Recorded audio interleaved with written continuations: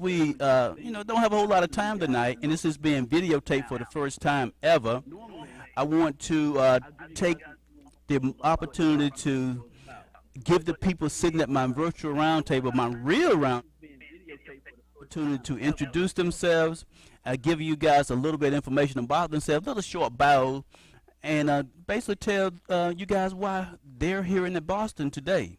I'm starting on my right here. I got Miss Chantal. Okay. Hello, everyone. My name is Chantal Fortunat Manley.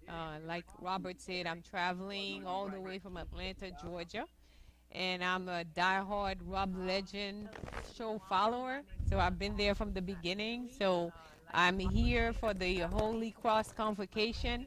So that's why we're here, and here to support the convocation and also the Rob Legend show, making the debut today on camera. So I'm excited to be here and to be able to participate in the show. Excellent. And we also have Yvonne Campbell. Yes, you've got Yvonne Gamble. Gamble. And, just Did I say just got Campbell? it. Did I just give you a whole nother company? And instead of the Campbell company, you're part of the Gamble company. Gamble. There you go. So, I thank you for that. And yes, and we are here to first off to give an honor, to the bishop for setting up the Holy Convocation, and we're also here to give credence and credibility to the global network partners.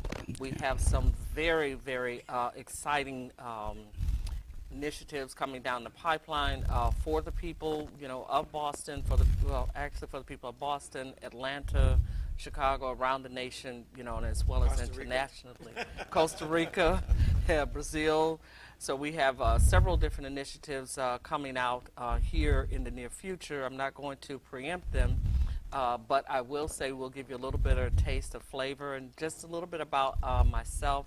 I'm the CEO of San Pete Financial Group, and I'm the COO of GNP's Capital Fund, which we'll be introducing here at the convocation during the time we're here in Boston.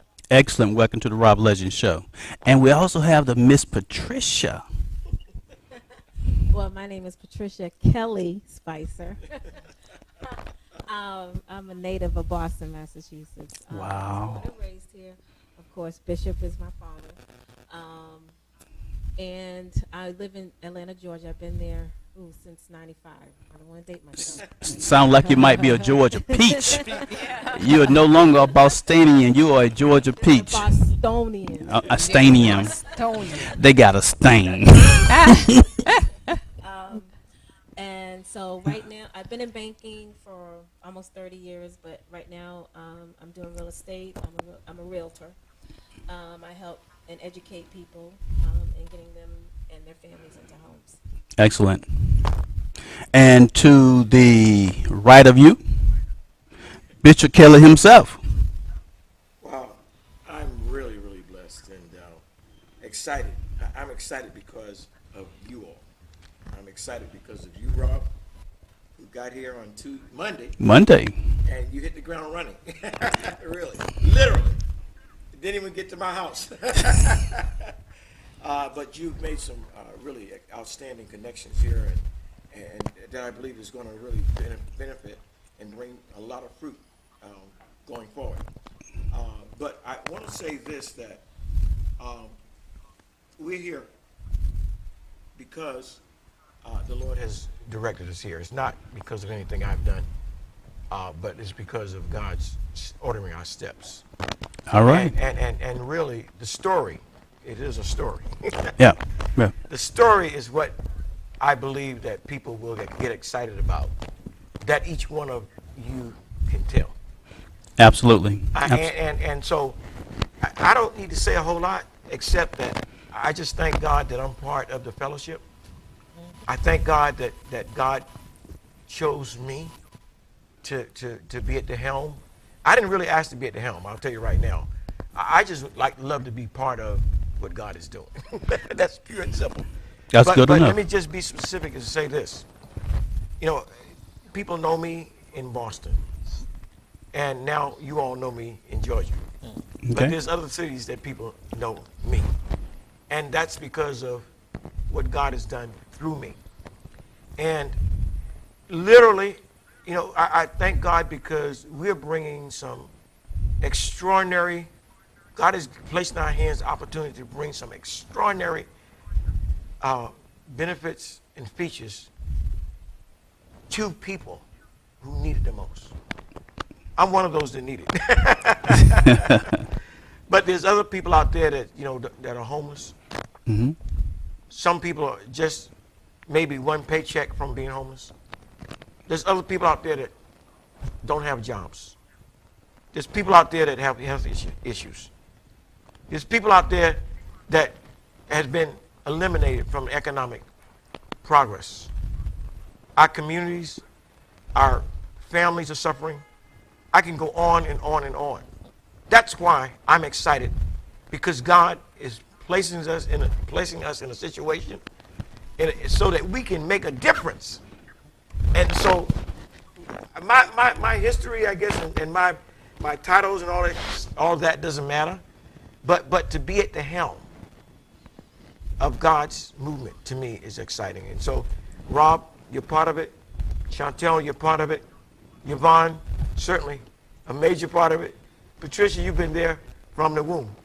So I'm just excited. And there's other leaders that's coming in town that will be bringing even more information that will reinforce why we're here. Okay. Okay. Well, again, I want to thank each and every one of you guys for taking the opportunity to sit down with me at this virtual round table. As you guys know, the Rob Legend Show has been coming on for the last 2.5 years, and we've been broadcasting across the internet. And we have people that listen to the Rob Legend Show all around the planet. I never imagined when I started this show a couple of years ago that people from countries that I've never visited tune into the Rob Legend Show. And I love the fact that we have the statistics and we have the metrics to show the number of people that actually tune in each and every show. This show, of course, was spur of the moment. So I sent out some promos just before the show got started. I said, hey, look, your boy's getting ready to go on and do a video shoot. I need you guys to come on and support me. So far, I've seen at least 1 or 2 people dial in to the show, and that's beautiful because people usually don't respond that quickly. Right. But the fact that they are responding, they're being a part of what's going on, they understand that their voice really does count. Sure. Now, we have a number of things we can talk about. And we're fundamentally here for the Way of the Cross convocation. Being that you at the helm of the convocation, Bishop, you brought together a phenomenal group of people. Dream team. To do astonishing things. I mean, let me say this. Let me back up a little bit. I got here Monday. Never been to Boston a day in my life. And matter of fact, I never even thought I would come to a place because all I could think of when I think about Boston is a cold place. One of my buddies, Pastor Ricky Sanderson, actually live in Boston, and he's shared with us some of the pictures from Boston. And this brother out there in his F-150, and it's covered up with ice, and he's out there shoveling his, I'm like, 15, 16, 17 inches of ice. I'm like, I'm not going anywhere near that place. No. I was born in the South. I'm used to the heat, and I was not trying to come to Boston.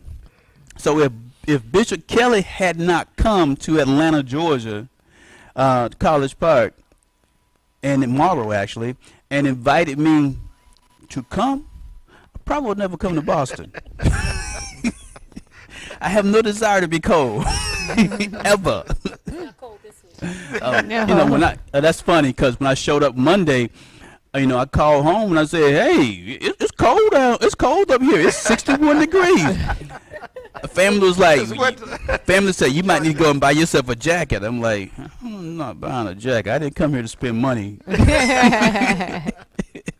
So, and just the next day it was hot. I figured that I would prepare for the cold, so I put on my suit and almost burned up. I'm like, wait a minute, man. Wait a minute, man. But I've had some fun since I've been in Boston. I went to the convenience store and bought a $30 lottery ticket. And and won $500. What? Oh, okay, you Yeah. Oh my! Yep. And then I'm like, test your luck. So I bought a $20 That's why you lottery haven't been to ticket. my house. Huh? Oh, of course. I bought a $20 lottery ticket and won $100. I'm like, you know what? So it's not that bad being in Boston. You know? not at all. Very So- profitable. Welcome to Boston. Welcome to Well, Boston. I hear my colleagues in the background. Bishop, those are the kind of folks you bring to Boston to buy lottery tickets? Hey, Oh yeah, you're gonna be in trouble, Bishop. You get in trouble. you got to have fun wherever you go. And if Boston is doing that, you got to do what the Bostonians do. Just be careful. Just be careful. Just be careful. You got to do that everywhere you go. You got to be mindful of the people and be mindful of what's going on everywhere you go. But I am happy to be in Boston, and I'm definitely happy that you guys are sitting at the round table with me. I have a couple of subjects, but I'm one of those people that like to open the table up and let anybody around the table throw a subject on the middle of the table, and all of us dive in, and just have a conversation about what it is. So I'm going to close my laptop down just a little bit to give you guys an opportunity to put a subject right on the table. Let's talk about it. It doesn't matter what it is. Well, I usually sit back and allow other people to go first, Rob, but I'm going to be sort of like maybe the instigator, sort of. There's a reason why Yvonne and Patricia's here, besides the convocation. Okay. All right. Now, you might be here to promote your show. And Chantel might be here to present her wellness piece, which is great. But there's another reason why. So I'm tossing the ball to Yvonne, and I'm going to toss it to Patricia. And I want them to put it on the table in terms of why they're really here. I think it's an issue that people would be interested in. Okay, let's talk about it. Why are you here? One of the reasons why I'm here is I'm spreading all over the globe, and that is financing your next $1 billion. Okay. Wow. And I'm going to be doing a training, doing Holy Convocation, and I'll even do a mini training on one of your shows Oh, excellent. that you're going to be broadcasting here in the Boston area. Okay. And what that is, many people, when you say billion, they find it hard to believe. Okay. They find it hard to think about. But it's really very simple. Okay. It's simply 9 zeros behind $1. Yep. That's all it is. That's what it is. It's just that simple. Yep. And when you have a mindset of what it takes to get that, savings and investments, Mm-hmm. that's all it is. Okay. Save your money and spend your money. Just like when you came here, you invested Okay. in Boston, and Boston was good to you. Boston paid you a dividend. Okay. That's how you were able to win on the lottery ticket. That was a dividend He invested for your investing in the into plane ticket. into this area. So this is what we have to teach the people. And one of the reasons why I do what I do is because my whole premise is that we build regentrification of cities, of towns, of communities, of states, of countries, and we do that without straw, bricks without straw. Okay. That has always been my whole reason of doing something in the community, because I see how the communities are blighted, and I know they're not blighted because they have run out of money. They are blighted That's true. because they have run out of Let me spirit. throw a question in right there, Yes. because I hear the term community and they get thrown around pretty loosely. So let's define this community you're talking about. Okay, and I thank you for that. That's a very good question, and that's a very good way to do it, to think about it. When you think of the community, what I'm speaking in terms of the people, the person, the place, and the thing. Okay. All of that makes up the community. Okay. So it's not just, say, your neighborhood, but your neighborhood is a part of that city or that town. Okay. That city or that town is a part of that state or that county. Okay. And then that county is a part of that state. That state is a part of that country. Right. That country is a part of a group of countries. Right. And all those group of countries make up the planet. So the community is always a person, place, and a thing all simultaneously. Okay. And what we have to understand is that the earth moves on its axis, but everything moves in concert and moves together. And that's how we have to look at it, and that's what has to be fixed. Okay. So therefore, and it has to be fixed at all levels. Okay. This is the reason why we have the contention amongst the people who are on the planet, is simply because we are not working and living in concert all together. It's Okay. not for one. It's not for the famed few, but it is for all of us to work together in concert. If you look out and you see trees, you see small trees, big trees, you know, huge trees. You see the redwoods, how tall they grow. You see the very small little bushes, what have you. All of those work together in concert. When those leaves fall, it not only benefits that one redwood tree, it benefits all the way down to the ground that the redwood tree stands on. Right. That's the same thing. The bees, they pollinate the flowers. How do you translate that to that young lady that is working 2 or 3 jobs, trying to make sure that her 3 or 4 kids fed, clothed, get the education? How do you translate that to her to help her understand that you are here to help her? How do you help her help herself? How do you get there? Because when you get to the nitty gritty, when you speak in the terms you were speaking, which are, you know, I get it, but that sister that is struggling, the ideal of saving is a ridiculous premise because I don't have enough money in the first place. Right. Okay, I'm already have borrowed the next 20 years just to live today. Right. So how can you talk to her, or even to that brother that is in the same situation, trying to make it from one day to the next? And the reason I asked that question is because we just had a recent show about survival. And one things I did notice when I landed here in Boston, I took some time to drive up and down the streets. I got out and I walked the streets. I made it. I was intentionally walked by people. I watched people, and I saw something in their eyes, saw something on their faces, and my observation said, and it asked, "What are they waiting for?"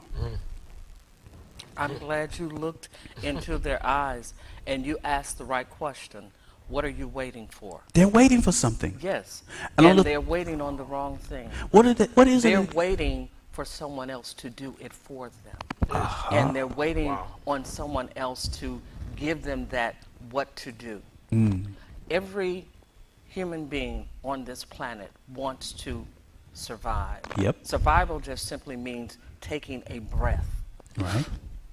You've survived. Yeah. You survived the next moment because life is moment to moment. Right. And what you would say to those, to answer your question, to go to the top of the question, then I'm going to come to the bottom of the question. To go to the top of the question, and that is, what would I say to the young man or to that young woman who's out there? I would say, stop struggling. Stop the struggle. Because you're struggling against life. You're not living with life. There was a time when you were not dependent on the subsistence That's or true. subsistence That's of so living. true. There was a time when we didn't even have the monetary system that you see today.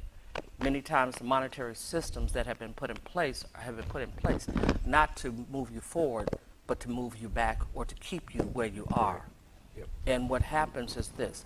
Go back to where your great-great-grandparents, how they lived. Much of it was barter and trade. If you have a young woman and she's dealing with 3 or 4 children, there are older people in the community who have retired and would love just the comfort of having a child's voice around the house that they could hear, that they could care for and nurture.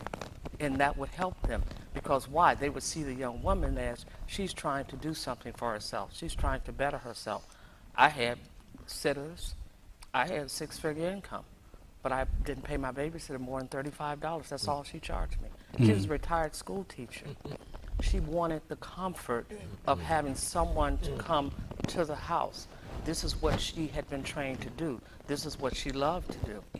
And she could see, I too, at that time, I was a single parent.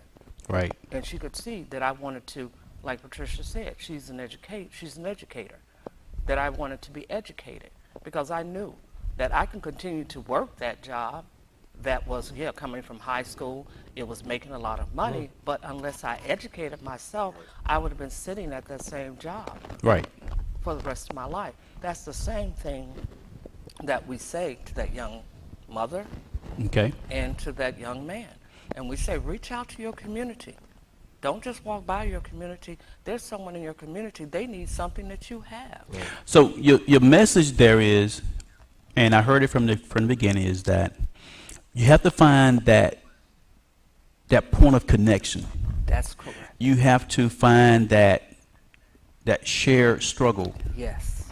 And if you can find the point of the shared struggle, combine energy, resources to resolve an issue can be achieved. Exactly. So the whole point to identifying, first of all, I'm at a point where I'm struggling. I'm at a point where I need to get from surviving to thriving. Okay, so we're on the same page. Good term. Well, the other thing too is You got to speak up. I'm going back to my grandmother. My grandmother always says, knowledge is power. Always educate yourself. When you educate yourself, you do better. Set a goal for yourself. So what I'm finding, and this is in relation to what Yvonne was saying, was that, a lot of people, when they're trying to get from one point to the other, from struggling to not struggling, is because they haven't really set personal goals for themselves. You don't have anything to strive for. If you don't have anything to strive for, then you're not going to want to do better. Or if you have a goal, your situation, you got to look at it, it's a temporary situation. I'm not always going to be in this state all the time. Okay. So the people that I educate a lot and trying to get homes, you'd be very surprised with all the internet and all the books that's out here and how to buy a home. They still do not know how to buy a home or what it takes for them. And it's basically simple steps. And a lot of people, it's good to have a good grandiose dream, but a lot of times you just take those baby steps, you'd be surprised. After 6 months of taking like 10 steps here, 10 steps there, after 6 months you done took like 700 steps. Right. And then you're further than where you are. So that's the other Let me thing. hit you with a hypothetical. Not to cut you off. No problem. You have all this. Hit you with a hypothetical. I got $250,000 cash. There's a house I want to buy, costs $235,000. Would you advise me to go and pay $235,000 for that house and not have a mortgage? Or would you advise me to put the required 20% down and finance that house for, whatever the term is? What advice would you give? Because I got somebody that's actually dealing with that situation right now, and I want to see what your advice is. I'm going to tell you because I have clients, and this is not a hypothetical. I have clients that pay $250,000, $300,000 cash for a house, but they have $200 and $350 after they pay that. They have other money set aside. I will only tell that person to do that if they have other money set aside for a rainy day. I'm not going to tell a person to pay all your money in that house because anything could happen a day after you pay for that. Then what you going to do? What I usually advise people to do is I ask them the straightforward question. After you pay this $250,000 for this house or $230,000 for the house, do you have $100,000 in the bank to live on? Do you have $200,000 after you pay that? They tell me no, then I tell them no. Okay. You go and get a mortgage. Okay. And put that money in the bank, put it in some mutual funds. Let it grow for you. Okay. Okay, we got people that's dialed into the Rob Legend Show as well, sitting at the virtual round table. Hey, if you guys can hear me, somebody say, hey, Rob. They need to tell somebody else to come and listen in. There's some good stuff here. Really some good stuff from some very knowledgeable, experienced people at the table. Amen. Very, very much. Okay, if you guys don't want to speak to me, that's okay. I still love you. I still love you. That's okay. I think they might be I have digesting. a I think they question for might you, be Rob. absorbing, Rob, because sometimes I come on and I just listen. I'm just absorbing. Yep, and I respect that. Yeah. So let's swing to Miss Chantal. What do you want to ask? I wanted to kind of borrow from what you were saying, Robert, about the single mother. I hear you what you were saying about the next billion, how to get to your next billion. Okay, so what I wanted to ask was, how would you work with someone like that? Someone that is a single mother and working Good 2, question. 3 jobs. Because for me and for most people, when you think about that, you're thinking you're not working with everybody. You obviously probably working with a corporation. I wanted to be clarified. Are you working with everybody, or whom do you work with? No. Okay. We what we do is we collaborate. We Okay. are a collaborative. We have a collaborative arm, and so with that person, what we would do is we do have a nonprofit, Women Leading Change Now. In that organization, we work with women around the world who have far less than what we call poverty here in the United States. Our poverty here in the United States, in some other countries, is almost rich. That's abject so- poverty over there. Exactly. Abject So poverty. yes, we do. We would definitely put them in touch with that, because many times what's happening is this: if someone is working 2 or 3 jobs and they're trying to take care of, let's say, 3 children, Right. hypothetically, they're not doing it. They're not doing a good job, because what happens is this: number one, you're not at home enough. That's And true. unfortunately, That's and so especially as those children begin to, when they're very small or what have you, you may be able to, what I would say, get away with it. But as they begin to come up yeah, around it comes 10 back, into the teen That is so true. years, and especially with boys, what have you, then, and if it's a single mother, then she's going to run the risk of, now this boy is coming up around 13, 14, 15 years old, and he's going to be coming in his young manhood. He's going to be listening less to her and Oh, more yeah. to the You better streets. believe it. Now she's losing him. She's going to be losing the girls, because they're going to then be infatuated, by someone that they're seeing out there. Good wisdom. So what happens is, that's why we do, yes, when you ask the question, do we work with them? Yes, we do. And we put our heart and our souls in to working with them, because we know the flip side. We know the other side of that. And many of these organizations that we work with, they deal with the other side Yes, of that. yes, And that's so hard to do, to try to pull those children back in, because what happens is that mother can be out there working, and really, when you look at all the money she's bringing in, it's not doing anything. You say, okay, well, it's not doing what you need it to be doing. We need to actually put you into the community stream. Right. Because it Right. takes a village. Oh, you It said not it. only does it take a That's it. village to raise That's right. that child, it takes a village to raise that adult. It That's takes right. a village to That- help that is that so true. adult. You as an adult, we were never, if we were meant to be just single individuals, then there would be no reason for us to be different. We'd all be just one single amoeba, one single cell, entity or what have you. It would be no purpose for all of this. But the purpose in all of this is, I bring my piece to the table. You bring your piece to the table. He brings his piece. He brings his piece. She brings her piece. Just like if you look at your hand, you look at your 5 fingers. Each one, it looks like, okay, this is one hand, God. but each digit has a purpose. And that's the same thing with life. And you bring we would bring her back into the community to let her know, you are not alone. The same thing with that young man. We'd bring him, you are not meant, not you are not alone. Let me rephrase that. You are not meant to That's right. live Exactly. alone. That's right. That is interesting that you say that. It's interesting. We were sitting around yesterday having a very similar conversation. I say it on my show all the time. No one individual holds all the information that can solve the problems of the world. And I think that, and you guys can agree or disagree, that God in God's infinite wisdom took the opportunity to divide the solution to all man's problems amongst all living things. And in order for us to get the answer to the problems, we got to come together in some kind of way That's right. That's it. in order to get the answer. That's Just right. like when I mean, even when they make a drug, it's not really a drug until they mix it with something else. That's right. And then it cures the ill. Same thing when it comes to solving problems. I work in corporate as my 9 to 5. And I talk to some of my younger co-workers and explain to them, the only reason you here is to solve a problem. If you don't know that's why you're being hired, then you won't be here long. That's true.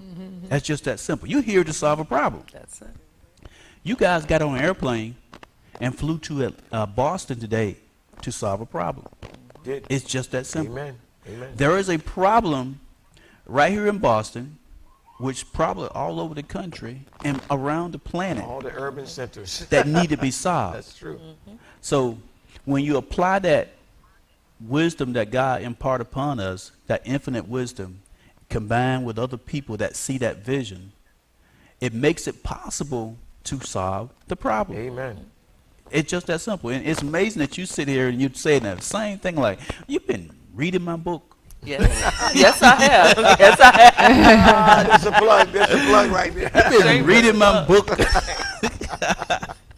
But that's all right. But then you brought Patricia. I mean, if you brought Patricia, I know you guys are already gelling on the same page. Oh, yeah. So They that's, gelled in you know, Atlanta. Not before they You're got already here. gelling, you know. So I know you're solving some problem. And the fact that you have this capital fund that's developed here, and from the limited information that I have on it, and what I do know about capital funds, it will create opportunities beyond measures for people that it would probably take several years for them to even comprehend what just happened to them. What just happened? You're right. You know,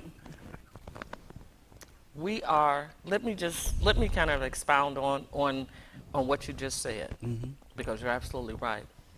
And also going back to the question that Chantal is asking, and many people ask that, and they see it as you operate at the $1 billion level. What are you going to do for just the everyday man?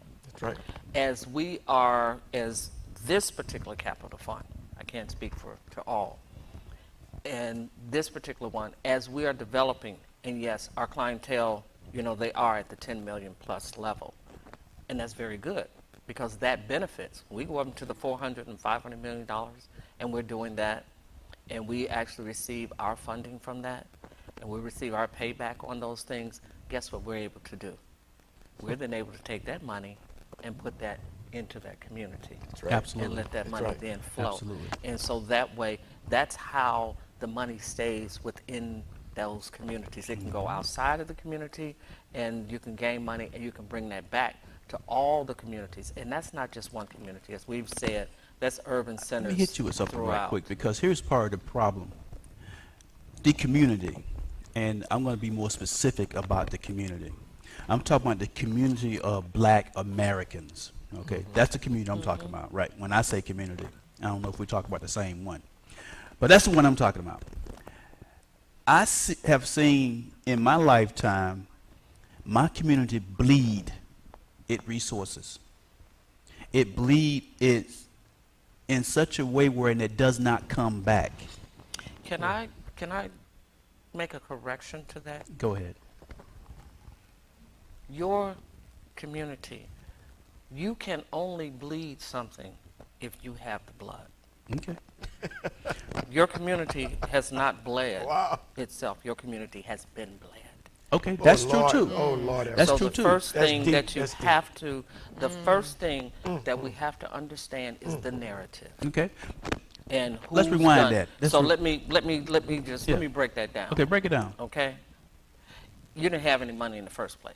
I don't agree with you, but Okay. go ahead. So basically, what happened was this: you didn't have the money to put into the communities to build it. So therefore, you didn't have the money to take out Lord of the have mercy. communities. So basically, the money was parsed into the community, and then the substance to take it out was put there. So therefore, it was put there for you to, if you notice how when blacks began to migrate from the South, we're just going to take it all the way back, okay? How far? Let's go back. 'Cause Let's I just love take it all the history. way back. When they began to migrate throughout the United States, they didn't come only to Boston. They went throughout the United States in all those cities. And so basically they were literally like chattel and chattel into certain areas.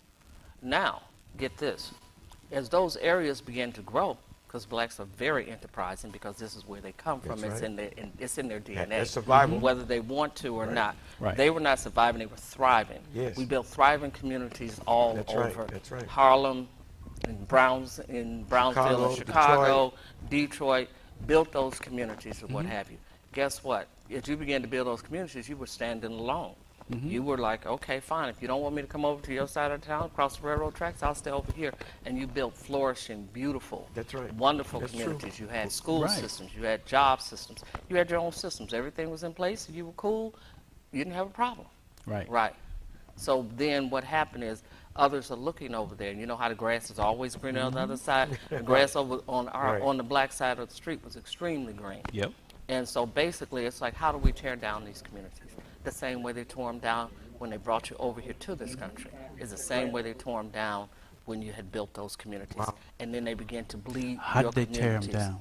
They began to tear them down by putting drugs in, by taking their businesses out, by making it such that they made you can make a law. See, your pen is Oh, yeah. much mightier Yep. than the Limit- sword. limit You this. can write the laws. Yeah. FCC, Federal Trade Commission can write right. a law for a bank that says a bank can only do this, a Yep. bank can only Yep. do that. Yep. That was at the time when the FDIC, and very few people, unless they're really heavy into the bank community remember there was a time when your bank account could have $1 million in it. And then the FDIC, now you see it on the side of the bank, it says only $250,000. Right. Insured them too. Okay, Insured. Only insured. insured to But $1 it million. used to Put be more able to than be that, yeah. insured up to $1 million. Now it can only be insured up to $250,000. Well, think about that. If your account can be insured up to $1 million, how many people? Because you had so many millionaires. I came from a little small town in Covert, Michigan. Okay. It was it was only 2,500 people in the town, but 90% of them were millionaires. Okay. Okay. Yeah. That's and 57% of the town was black. Okay. Let me ask you Okay. this question then, because this plays into the narrative that wasn't given to me, but what I saw, what I see. That's true, and I say the same thing. Matter of fact, we said it last night on the show. Once upon a time, all across America, black communities thrived. In fact, some are past now, but I was planning on doing a documentary that would start in my small hometown of Milledgeville, population less than 50,000, and we were going to do a documentary, and it was going to be called "What Happened to Nigger Street." Okay, don't be offended by that term, because it has meaning. There's a street, or a couple of streets and blocks in downtown Milledgeville, where it was the mercantile environment for the entire black community. Everybody came there, and the area thrived. You had your doctors, you had your lawyers, you had your grocery stores, you had your stables, everything there. And the white people in Milledgeville, they didn't hang out in Nigger Street. It was actually called Nigger Street. I remember even when I came along, I could still see remnants of Nigger Street, because the doctor I went to there was still there. Okay, Dr. Body's office is still there today. The grocery store that we did business with is gone, of course, and all the other things gone. Matter of fact, what sits there now is the police department. The college, Georgia College, has bought up the rest of that block, those couple of blocks, to a point where now you just have a few things, a funeral home and the doctor's office that's still there. Okay. When I go to Milledgeville and sit down and talk to people that's much older than me and ask them about Milledgeville, and they all can point to Nigger Street. I go ask, where's Nigger Street? What happened to Nigger Street? And you get a story on how great things were. Then you try to put a timeline on this. When was it great? And everybody seemed to point to the same time. It was great up until we fought to be integrated. After we became desegregated and integrated, had equal rights, So-called equal rights. so-called equal rights, Nigger Street died. And I did a little more research about so-called Black Wall Street and realized Black Wall Street was nothing new. That was all over the country. Yes, it And was. even though they so-called burned down Black Wall Street, they rebuilt it. No problem. But you know what killed it? Integration. When we stopped putting our money in our things and recycling the money There you go. amongst us over and over again. Segregation hurt us. I don't care what nobody tell you. It hurt us. I mean, how is it that after 50 years, the housing community ownership amongst black people is almost exactly what it was 50 years ago? Yeah. Yeah. Except for, and the only thing that happened 50 years ago, Was all that stuff. desegregation. Desegregation. That's the only thing that happened. Yeah. Because prior to that, in the historically black colleges, we was producing more doctors, more lawyers, more people with skills and crafts that was doing major things in this country than ever. But now we go to the predominantly white schools. We're no longer producing demands that was changing how the world. I tell you, I have to jump in here. And the reason why I have to jump in here is Jump in there, bro. because you all are just really in the court. Because my daughter's sitting beside me here, okay? And Boston, quote unquote, probably from every city outside of Boston, look at Boston as being the most segregated place in the United States. Yes, sir. It was during the time when they were trying to desegregate schools, okay? When my daughter, who's a real estate person now, through banking, finance, was about to be bused to a place called South Boston. Okay? Now, South Boston was no better than, matter of fact, it was worse than schools in the inner city. But yet and still, the segregation and integration said, we're going to bus your kids to South Boston. You know what I said? I said, it's not going to happen on my watch. I said, it's not going to happen. I'm not going to make my child a liability, okay? Because they were throwing stones, and these were poor people just like us. Yeah. And some of them worse than, more poor than we. Because guess what? That was when I was just getting into my banking career. We had money to do something else. And what we did was put her in the best school in the Jewish community that we could find. Really, we did that. Now, folks could blame me for it. They could say, oh, you know, you think you're better than so forth and yada, yada. I said, look, this is my child, and I'm going to do what's best for my child. Absolutely. And I'm going to send her to the best school that my money can pay for. There you go. And that's what I did. That's what I did. Now, she wouldn't be sitting here Today. talking about, you know, real estate and how she can help other people if I didn't do that. If you didn't do that. Well, the thing is that, like the Bible says, each generation gets wiser, And we, but weaker. So what we're not doing is we're not passing down that message. oh, you're saying that. What we're doing is this. And again, like I said, going back to what got you here in the first place, is how do you weaken a person? How do you weaken a society? And there's a book by Willie Lynch that if you have not read it, you need to read it because Yes. it is an instruction book Yeah, read it. on how to How to- tear down a society. Yeah. The book that you're talking about writing don't let the documentary you're talking about doing, don't let it be something you were going to do. Let that be something that you do. I'm doing. And I will add this to that book. The town that I come from in Culver, Michigan, our town, we're written up and we are part of the Smithsonian Institute. And the reason how we got in there is because of all the towns in the United States. Now listen to me carefully. We were one of the only towns that never suffered from not being integrated and never fell up under any suffrage because of segregation or Whoa. desegregation. Wow. We had always been. Wow. White people come to the town, black people come into the town, Mexicans come in, Jews come in, Chinese come in. We had 7 churches in the town, 7 different, no, take that back, I'm sorry.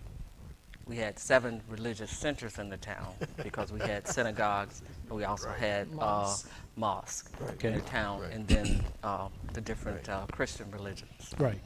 And we were always working together, different groups of people, different ages, different backgrounds, but the people always work together. So there have always been, throughout the history of here in the United States, there have always been an investigation as to how do they do it? How do they live together?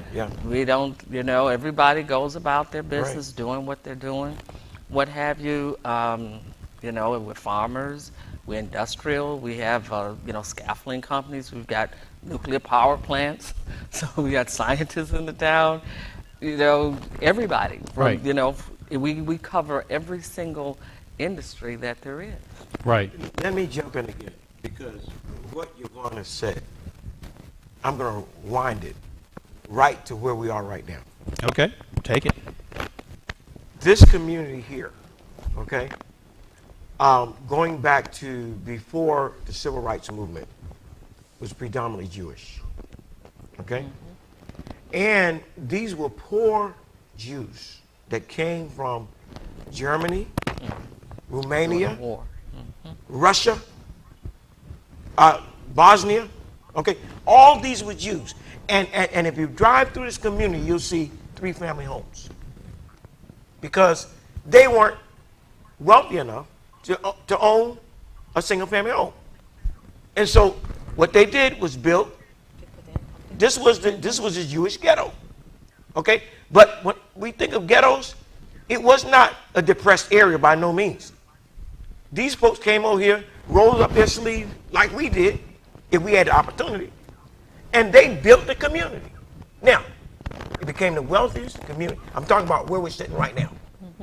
Just next door was the G&G restaurant. Now it's the Family Hardware.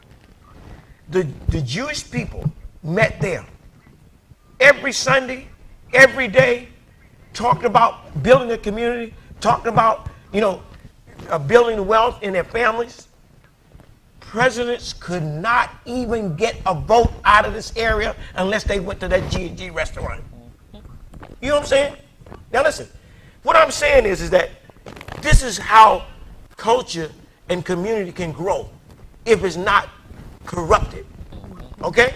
Now, let me tell you what happened. So guess what? The gentrification started because when we moved here, the gentrification had started from Beacon Hill to Columbus Avenue.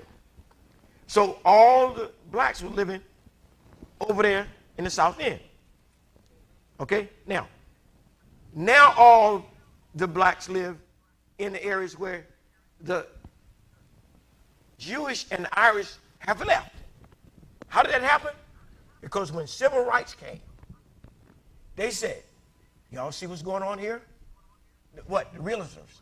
You see what's going on here? You see those blacks moving in your neighborhood? You see that? Guess what? You don't want your daughter intermarrying with those blacks. Do you want that to happen? So you better sell your property. Get out of here.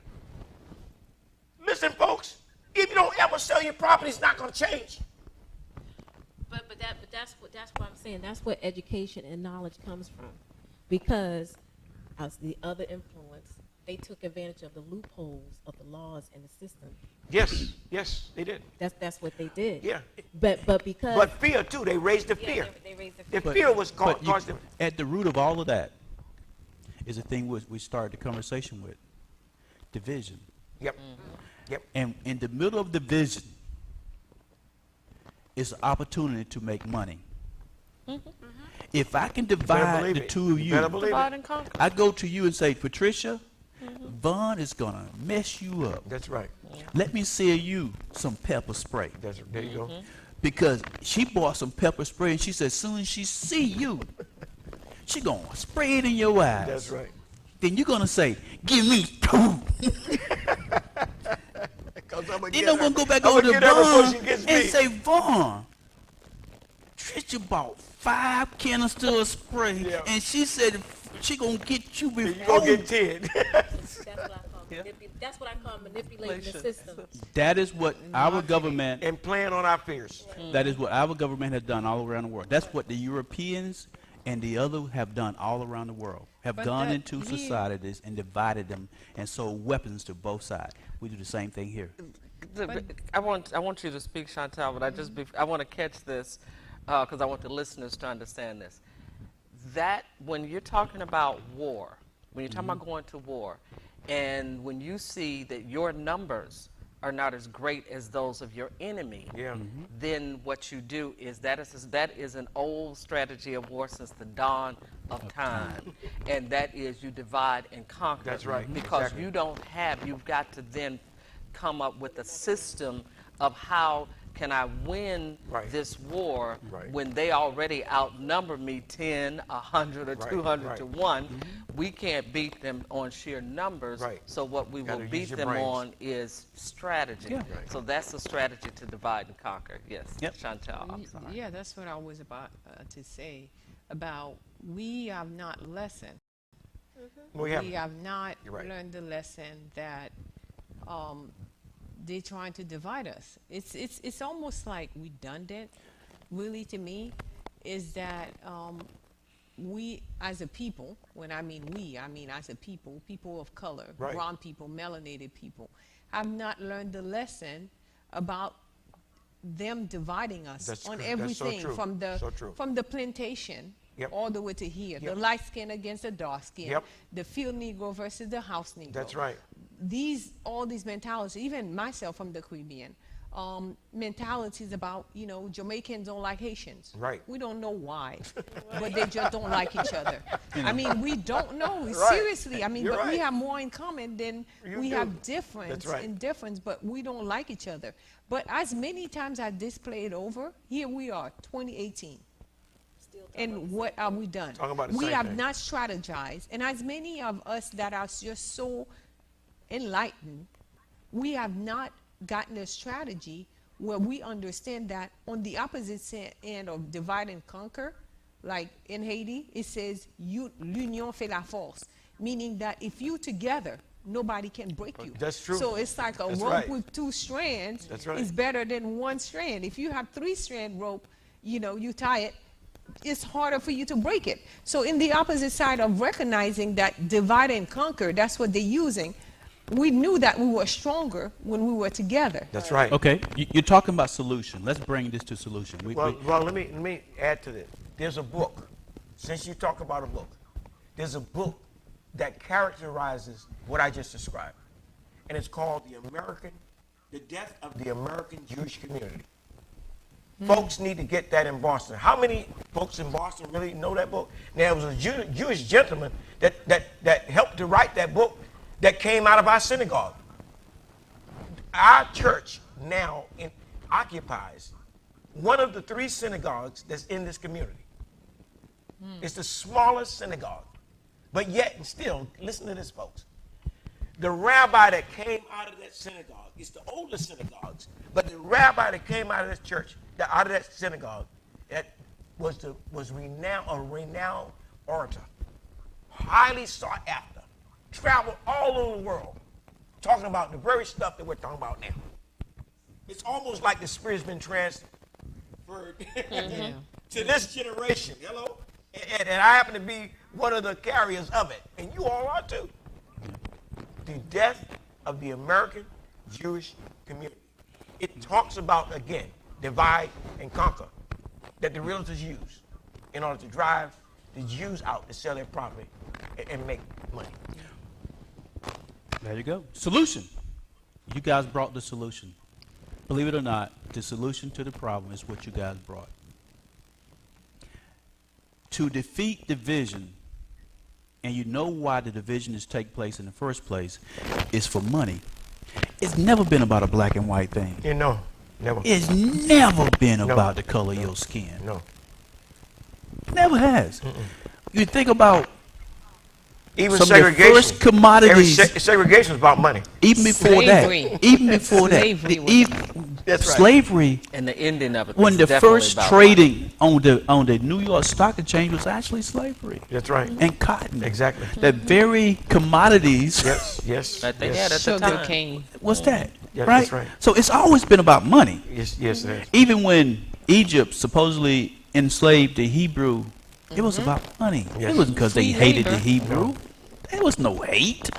It was about money. Even Hitler, during the time of that, even the wars that first, the second, third wars, all the wars was about money. Money. It was. And you guys brought the solution to the problem. The problem is division, and the solution is money. That's the solution. Solution is, I would say, the solution is not necessarily the money. The Right. solution Right. is Is the bringing the unity. community, the unity. Okay, but you got Bringing what, the- what I'm saying to you is this. The money is a tool. That's what correct. we see. What we Exactly. have to understand. Let you me have explain to what I mean watch by that, though. Let me Okay. explain what I mean by that. I threw that to see what you're going to say. What I mean by that is we need, just like the good old white folks told they good old folks that you need to go and buy this big house in the suburb that you can't really afford so that them black boys That's the don't displacement. sleep with your Displacement. daughters. So we're going to make it possible for you to have it out there and everything.